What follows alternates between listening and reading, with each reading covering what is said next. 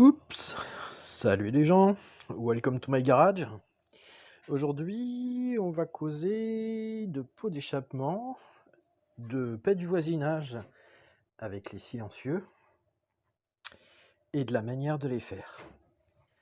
De faire des silencieux mais à chicane, et en fouillant sur internet, je me suis rendu compte qu'il y avait très peu de documentation là-dessus. Par contre, pour tout ce qui est faire sauter des chicanes de pots homologués pour le transformer en cartouche à absorption, ça, il y en a à chier. Et puis c'est efficace, hein, c'est très efficace. Mais moi, ce que je recherchais, c'était une odeur particulière en fait. L'huile, quand elle est dans les pots d'échappement à chicane, elle crame à plus haute température que dans un silencieux à absorption, ce qui fait que l'odeur est pas tout à fait la même.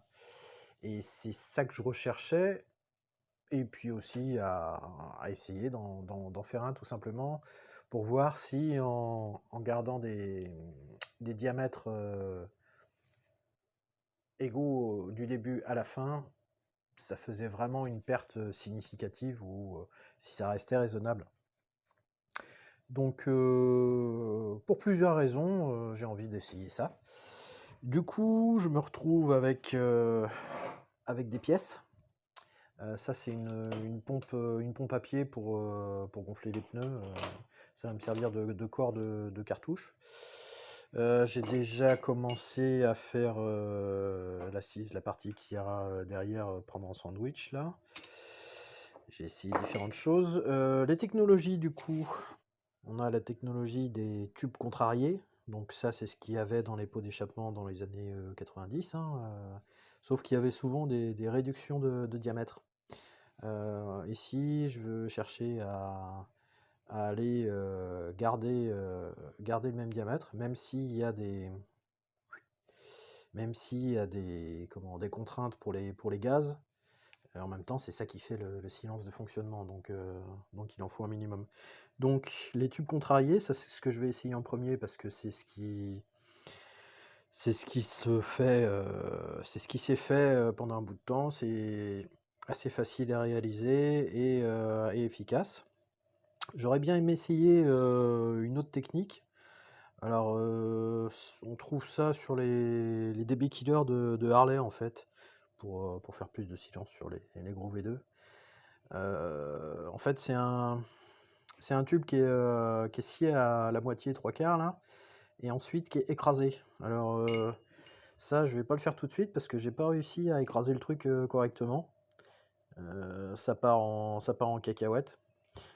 Avec celui-là, j'ai réussi à l'écraser un petit peu mieux avec une douille de cliquet, mais en même temps, en dessous, il faudrait une demi-coquille qui épouse bien la forme pour pouvoir l'écraser correctement, pour faire une étanchéité correcte.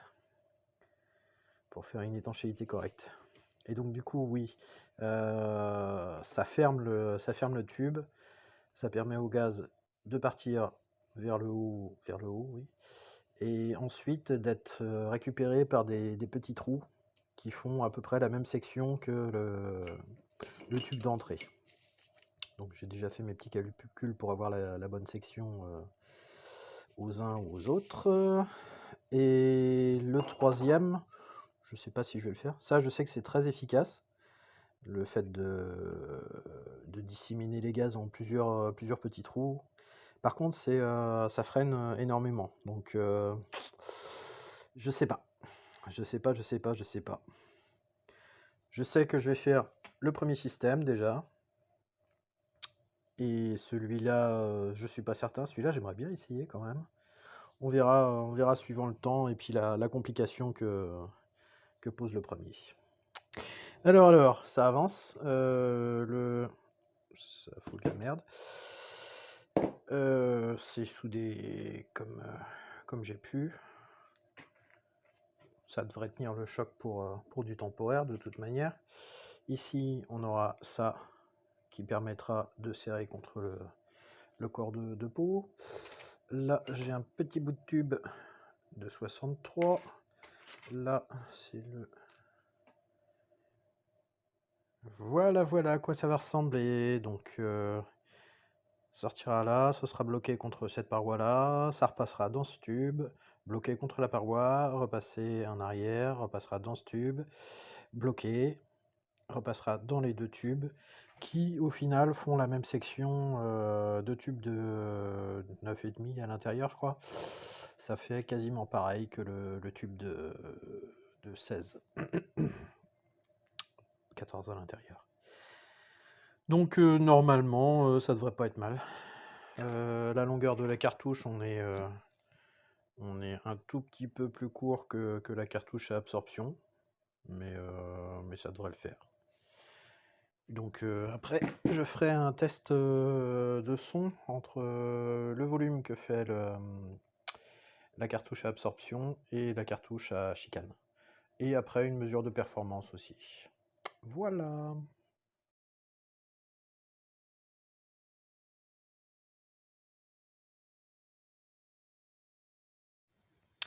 Donc c'est monté. Ça fait un petit peu de bruit, mais ça reste maîtrisé.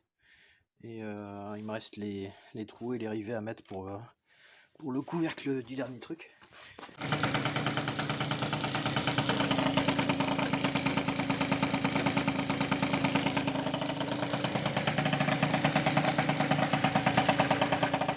On va être 2 sorties parce que c'est pour que ça pousse plus vite. Comme ça ira forcément plus vite.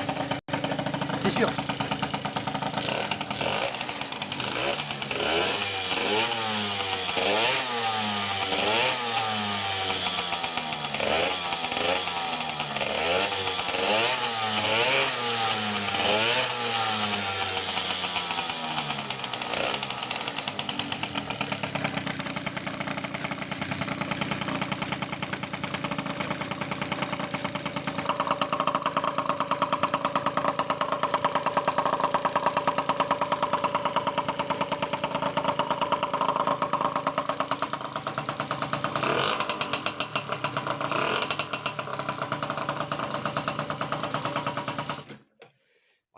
Chicane est justifiée quand même. Bon, premier test routier, forcément fallait s'en douter, hein. Ça fuit. Enfin bon, soudure à l'air fil fourré, forcément c'est pas facilement étanche sur de la petite tôle, de rien du tout. Et puis dans l'ensemble, c'est pas trop mal, hein. Ça empêche pas le moteur de se lancer, ça. Là on est sur le mal aussi là, donc ça ne l'empêche pas de se lancer. Il prend des tours pareils. Il va falloir que je sorte le chrono et puis je vais faire un comparatif entre les deux. Juste le silencieux en différence, à mon avis, il va pas y avoir grand chose, hein. On va voir. Dès le premier essai, je suis au niveau de fiabilité d'un pot de grande marque. Regardez, j'ai déjà perdu un bout de tube. C'est à peu près équivalent à un autre pot. La marque du pot d'échappement commence par un P. Bref. Non, c'est pas mal pour un premier tir. Bon là le moteur, j'ai fait des réglages de variateur, donc il a pris des tours à plus savoir qu'en foutre. Mais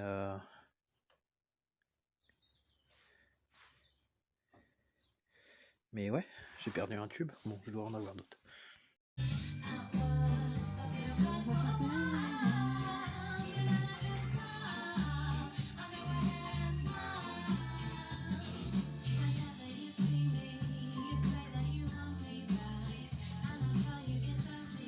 Ah, bien crade quoi.